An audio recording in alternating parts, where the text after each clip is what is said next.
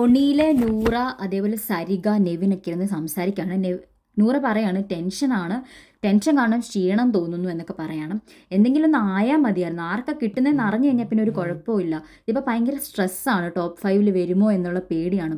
അപ്പം ഒണിയിൽ പറയാൻ 2 ദിവസം കൂടെ ഉണ്ടല്ലോ വോട്ട് ചെയ്യാൻ. അപ്പോൾ അതിൽ പോയില്ല, അപ്പോൾ അവളുടെ വോട്ട് നിനക്കൊക്കെ കിട്ടും എന്നുള്ള രീതിയിൽ ഒണിയിൽ പറഞ്ഞു, ഞാൻ ഉദ്ദേശിക്കുന്ന ആളെന്തായാലും ടോപ്പ് 5 വരത്തില്ല. അത് ആരുടെ കാര്യം, അക്ബറാണോ ഷാനവാസിൻ്റെ കാര്യമാണോ എന്ന് പറയാൻ അറിയത്തില്ല, ആരുടെ കാര്യമാണ് പറയുന്നതെന്ന്.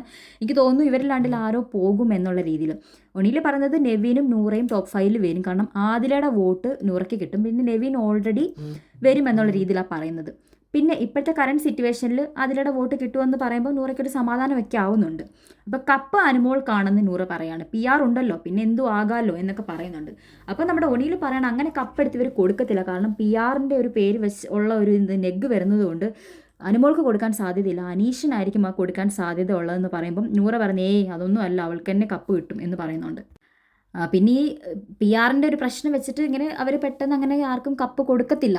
PR-ൻ്റെ ഒരു ഇഷ്യൂ, അവർക്ക് ഏഷ്യാനെറ്റുകാർക്ക് നെഗ് വരത്തില്ലേ, ഈ PR ഉള്ള ആൾക്ക് കപ്പ് കൊടുത്തു, അപ്പം ഈ വോട്ടിൻ്റെ അടിസ്ഥാനത്തിലല്ല എന്നുള്ള രീതിയിൽ അങ്ങനെ ഒരു ഹോപ്പ് ഒനിയിൽ കൊടുക്കുന്ന സമയത്ത് മറ്റേ നെവിൻ പറയാ ചിലപ്പോൾ അപ്പം അങ്ങനെയാണെങ്കിൽ നിനക്ക് കിട്ടുമടി നൂറേ, അങ്ങനെയാണെങ്കിൽ നീ എൻ്റെ 50,000 രൂപ എങ്ങ് തിരിച്ചു തരണേ എന്നുള്ള രീതി പറയുന്നുണ്ട്.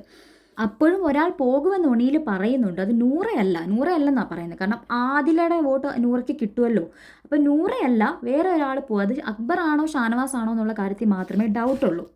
ഒനിൽ പറയാണ് അവർക്ക് ആ ആൾക്ക് നെഗറ്റീവ് ഉണ്ടെന്ന്, അത് ആരാണെന്ന് അറിയത്തില്ല. എന്തായാലും ജെൻസി ആൽഫ 2K കിഡ്സിൻ്റെ ഒക്കെ വോട്ട് നിനക്ക് തന്നെ കിട്ടത്തുള്ളൂ, അവരൊക്കെ ഈ ക്യൂട്ട്നെസ് വാരി വിതറുന്ന ആൾക്കാർക്ക് കൊടുക്കുന്ന ആൾക്കാരാണ്, അപ്പോൾ നിനക്ക് ആ വോട്ട് കിട്ടും. ആദിലയ്ക്കൊക്കെ വളരെ ജെന്യൂനായിട്ടുള്ള വോട്ടാണ്, ഓർഗാനിക്കായിട്ടുള്ള വോട്ടാണ്, അതേപോലെ നെവീനും ഓർഗാനിക്കായിട്ടുള്ള വോട്ടാണ് എന്നുള്ള രീതിയിലൊക്കെ പറയുന്നുണ്ട്. അപ്പം നെവീനും നൂറയൊക്കെ ഫൈനൽ 5 ഉണ്ടാവും എന്ന് പറയുമ്പോൾ നൂറ പറയണം, ഞങ്ങൾക്ക് അതിൽ ഹോപ്പില്ല, നിങ്ങൾ ഞങ്ങളോട് ബെറ്റ് വെക്കുന്നു, ഞങ്ങളില്ലെന്ന് പറയും, നിങ്ങളുണ്ടെന്ന് പറയും, നമുക്ക് ബെറ്റ് വെക്കാം. അപ്പോൾ ഒണിയിൽ പറയുന്നു 1,50,000 രൂപയെന്ന്. അപ്പോൾ നൂറ പറയും അത്രയൊന്നും പറ്റത്തില്ല, ചെറിയൊരു എമൗണ്ടിനൊക്കെ ആണെങ്കിൽ നമുക്ക് ബെറ്റ് വെക്കാം എന്നൊക്കെ പറയുന്നുണ്ട്. കറൻലി നെവിന് സപ്പോർട്ടുണ്ട് എന്നുള്ള രീതിയിൽ പറയുന്ന സമയത്ത് നെവീനും കുറച്ച് ഹോപ്പൊക്കെ കൊടുക്കുകയാണ് അവർ.